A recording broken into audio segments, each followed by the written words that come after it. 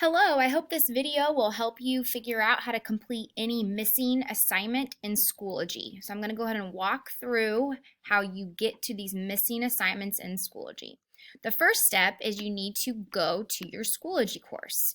So make sure whatever course you're in, you need to check to see which course you're missing your specific work in. So today I'm going to go to my reading course. And in your reading course, you will see that underneath the course picture, you will have a place where that says grades. Click on the word grades, and you will see all of the assignments that you have completed. Now, as you're scrolling down, you'll see, hey, there is no missing work because I don't see the word missing anywhere here. So this course is good. But if I go to another course to check, and I go underneath grades, I'm going to look for the word missing.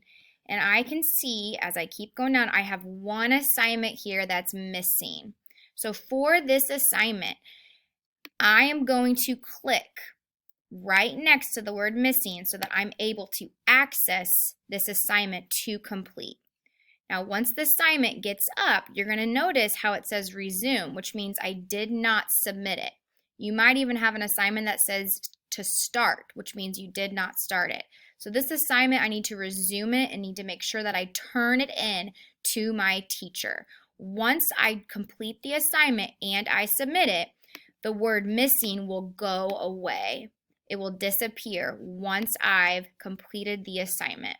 So I hope today this video has helped you learn how to complete any missing assignment in Schoology.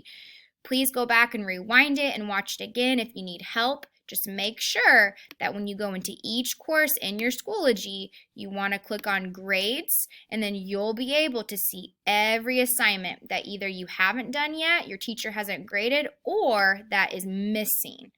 Okay, good luck everybody.